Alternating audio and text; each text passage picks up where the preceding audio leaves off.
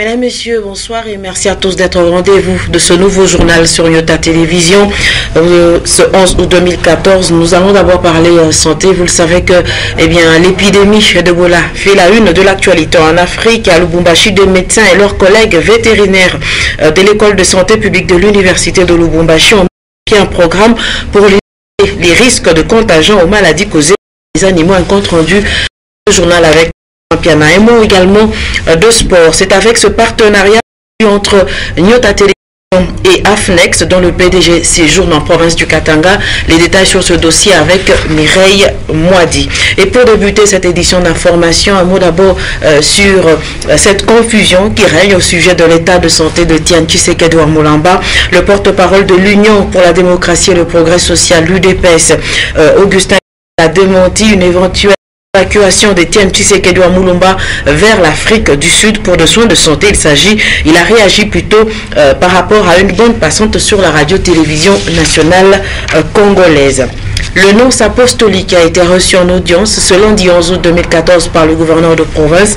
Et sachez également que bien avant cela, Moïse Katumbi Tshapwe s'est entretenu avec l'ADG d'intérim de la GECAMIN.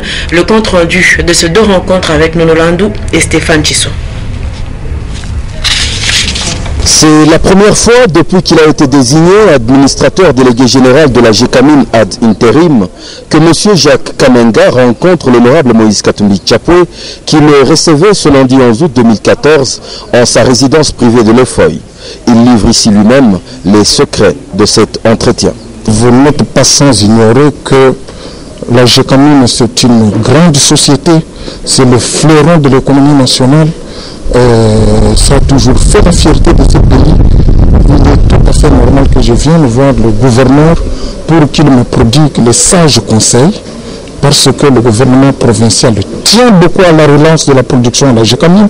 Le chef de l'État y tient beaucoup et il était tout à fait normal que je vienne voir le gouverneur pour recevoir des sages conseils de sa part. Une audience suivie de la visite de Monseigneur Adolfo Tito, le nonce apostolique en RDC, dans la même demeure du gouverneur.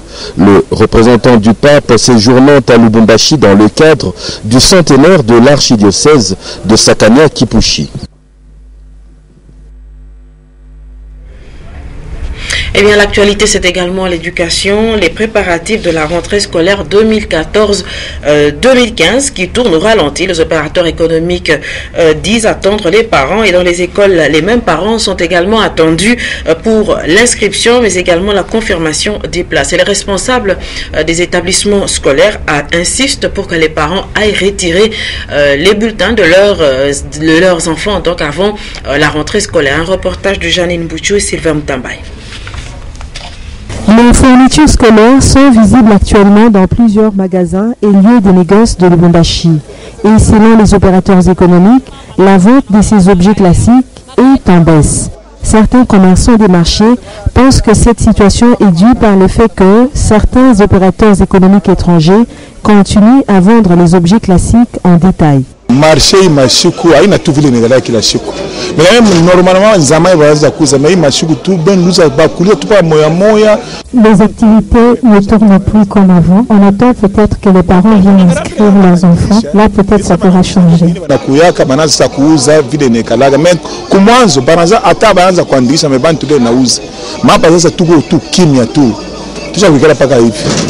Et dans la plupart des écoles, beaucoup de parents n'ont pas fait inscrire et réinscrire leurs enfants à la première phase. La seconde phase va débuter le 25 août prochain. C'était un échec total. Nous avons beaucoup de bulletins qui sont restés au bureau. Et jusqu'à aujourd'hui, les parents ne passent même pas pour retirer ces bulletins. Je me demande comment ils vont prendre les inscriptions de leurs enfants dans d'autres écoles comment. Demandons aux parents de venir retirer les bulletins. Nous ne sommes pas là pour garder les bulletins des enfants. Les Bleus Blancs vont renouer avec le chemin de l'école le 8 septembre prochain sur toute l'étendue de la République démocratique du Congo, selon le calendrier du ministère national de l'enseignement primaire, secondaire et professionnel. Une délégation de 17 personnes, dont 16 jeunes membres de l'ONG Mutoto, ont regagné Lubumbashi après un séjour d'échange d'expérience en Allemagne. L'essentiel de leur séjour a consisté dans un partage de connaissances avec leurs collègues allemands. L'essentiel de leur retour avec Antoine Roger Mbouillet et Chris Odia. Le projet d'asphaltage d'un bon nombre d'avenues du quartier Gambela est salué par plusieurs habitants de ces coins. Ils estiment que cette année, ils pourront circuler sans peine pendant la saison de pluie. Sur le terrain, l'on constate que les travaux évoluent normalement, les graviers ont déjà été déposés et même les tranchées pour la canalisation des eaux sont prévues. Seulement, un constat peu désolant est fait sur l'avenue Capelé vers Kassangoulou où depuis le creusage de tranchées, la route est rétrécie et les dépassements des véhicules posent problème. Une situation qui s'explique aussi par l'état des terres abandonnées des part et d'autre de la voie. Et pendant ces temps, sur l'avenue Kasseba, des ouvriers sont à l'œuvre en train de construire un petit pont moderne, mais d'une grande importance pour tous les usagers de cette route. Et non loin de là, l'on peut voir des engins qui procèdent à la fouille. Question d'évacuer les eaux à cet endroit marécageux pour ensuite poursuivre avec les travaux. Cependant, un fait est à relever. Les travaux ne pourront pas s'étendre sur toute l'avenue parce que cette dernière est envahie de part et d'autre par des constructions jusqu'à dans la servitude de l'État. Néanmoins, le vœu de plusieurs habitants de ces coins est de voir ces travaux prendre fin avant la prochaine tombée des pluies.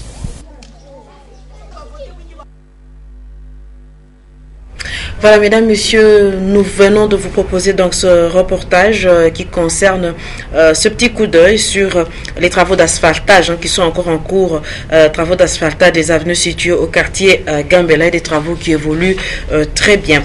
Vous le savez également qu'un conflit foncier oppose en ce moment la paroisse Saint-Esprit à l'université de Lubumbashi, dont le recteur s'oppose à l'implantation d'une activité commerciale dans la concession de l'université, mais le curé de la paroisse Saint-Esprit, le père Léon Ngoy Kalumba, déclare que sa paroisse détient les documents authentiques et souhaite l'implication de l'autorité dans ce dossier. Je vous propose d'écouter le père Léon qui est au micro de Léon Magloire Munga. Vous voyez, depuis ce terrain-ci, depuis pratiquement 1979, et nous étions étonnés que maintenant qu'on veut construire une station là-bas, les autorités de l'université nous disent non, arrêtez, ça c'est le terrain de l'université. Nous sommes étonnés parce que ce terrain-ci, nous avons tous les titres. Je commence par l'histoire, l'historique. L'archidiocèse d'Elisabethville à l'époque, nous sommes en 1960, avait reçu du gouvernement provincial du Katanga oriental un terrain de plus ou moins 3 hectares vers le fond de l'université là-bas. Nous sommes plus ou moins à la zone Camp Blanc, faculté d'agronomie, service agronomique. Voilà. En 78, l'université grandissait, il a occupé ce terrain, alors on a fait un échange. L'archidiocèse a donné cette portion-là de terrain et l'université nous a donné celui-ci. Donc c'était un échange. Une compensation. Une compensation. C'est bien que ce terrain de l'archidiocèse. Nous avons tous les titres depuis 80 et jusqu'à aujourd'hui, les derniers titres, les derniers certificats, c'est de 2010 que nous avons actuellement. Donc c'est pour dire que c'est vraiment à part entière un terrain de l'archidiocèse. Nous voulions agrandir un peu l'école là-bas pour subvenir un peu à nos besoins. Et c'est le droit de l'Église. Il lui est permis de prendre l'une l'autre entreprise, d'une autre exercice, d'une autre activité pour pouvoir subvenir à ses besoins et appuyer son action pastorale, ce que nous sommes en train de faire. Et curieusement, quand on a commencé à construire d'abord les murs et à garder les bâtiments de l'école, l'université s'est opposée, il a envoyé quelques étudiants pour venir molester nos maçons. L'autorité est saisie dans l'université que nous-mêmes avons créée aux différentes autorités et nous attendons que les cadastres qui a tous nos documents, tous nos titres, puissent trancher dans l'espoir qu'il a reçu entre-temps les documents de l'université aussi. Je vous le disais en début de journal, mesdames, messieurs, que les médecins de Lubumbashi et leurs collègues vétérinaires de l'école de santé publique de l'université de Lubumbashi ont mis sur pied un programme de lutte contre les maladies infectieuses causées par les animaux. Le cas de la fièvre hémorragique Ebola, le programme se nomme Koulimafia et fait partie de l'initiative de la gestion et évaluation des risques de maladies infectieuses. Un reportage de Fanfan Piana. Les maladies causées par les animaux ont été au centre de l'échange entre les médecins et les partenaires du programme dit Exercice Kulinda Afya. Cette initiative s'inscrit dans le programme concernant les menaces pandémiques émergentes de l'Agence des États-Unis pour le développement, bénéficie du soutien des autorités sanitaires du Katanga, de l'Université de Lubumbashi et d'autres partenaires des entreprises minières et organismes internationaux. Le lancement de cet exercice a eu lieu lundi 11 août 2014 dans la salle du restaurant Petit Gourmet. Plusieurs expositions ont été faites tour à tour par André Black de la santé publique de l'Angleterre, du professeur Malonga Kaj et du docteur Paul Mawawa. C'est un exercice de simulation pour essayer de voir comment est-ce que nous pouvons nous préparer à répondre à une épidémie, et principalement une épidémie liée à une maladie qui est transmise d'un animal vers un être humain, notamment comme la fièvre hémorragique d'Ebola. Il y a un impact sur de l'installation des sites d'exploitation minière sur l'écosystème. Notamment, il y a une dégradation de l'habitat des animaux et cela amène des interactions entre le monde sauvage et avec l'homme. Et il y a augmentation du risque même de transmission de ces maladies que nous regroupons sous l'appellation des maladies infectieuses émergentes et principalement les maladies d'origine zoonotique. Ces travaux de grande portée sanitaire se sont poursuivis en atelier avec plusieurs recommandations pouvant permettre la mise en place d'un système de lutte efficace contre les maladies dites infectieuses causées par les animaux.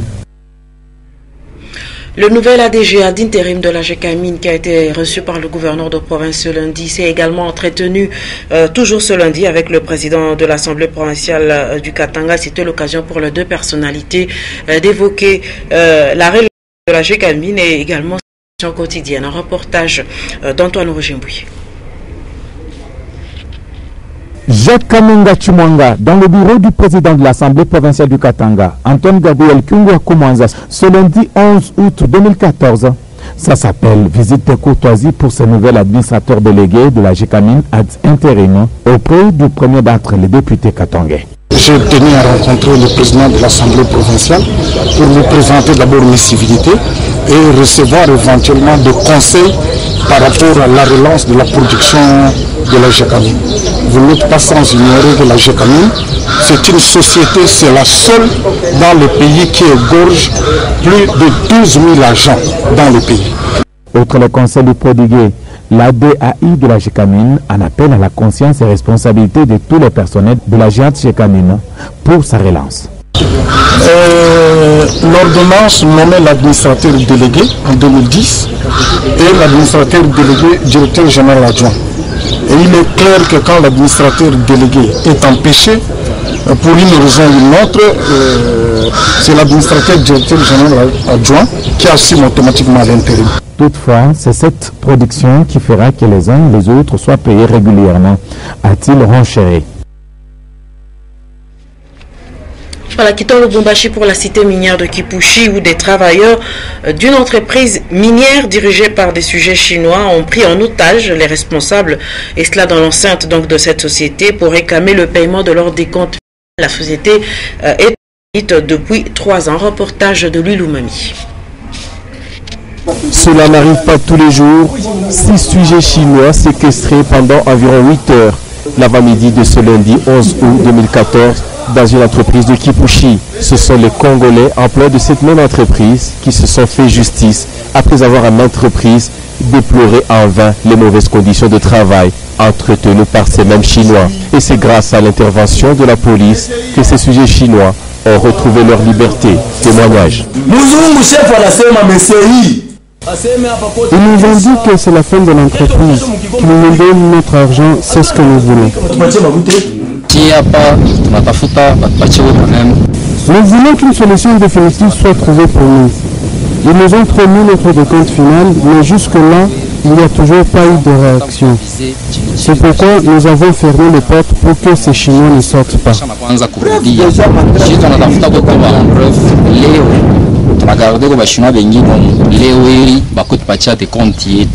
Il a fallu donc attendre l'arrivée d'un autre Congolais, membre du comité de gestion de cette entreprise des Chinois, qui a usé de toute la diplomatie afin de calmer cette tension. Dans l'entretemps, bon nombre de ses compatriotes employés dans cette entreprise réclament le décompte final pour ainsi se séparer à l'amiable avec leurs employeurs chinois.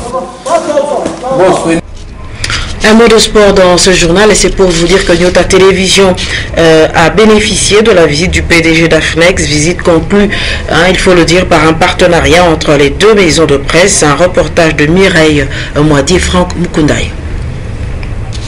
Le Béninois Christian Enoch Lanidi, président du groupe AFNEX, diffuseur des événements sportifs, principalement le football sur les continents africains, séjourne à Lubumbashi. Ce lundi 11 août 2014, la TNU a visité les installations de Nyota Télévision, producteur des matchs diffusés sur le réseau AFNEX qu'il dirige. Conduit par M. Frédéric Kitenge Kinkumba, administrateur gérant de Nyota, accompagné par son directeur général Olivier Touta.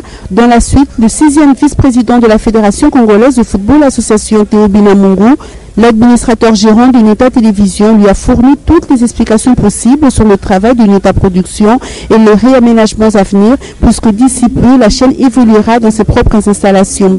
On peut retenir de leur rencontre un partenariat envisagé pour la diffusion des rencontres sportives africaines sur la chaîne qui s'est choisie de faire du sport réellement son affaire, Nyota Télévision, qui couvrira très bientôt toute la République démocratique du Congo. Voilà, mesdames, messieurs, c'est ainsi que s'achève cette édition d'information. Merci de l'avoir suivi et très bonne suite de programme à tous. Au revoir.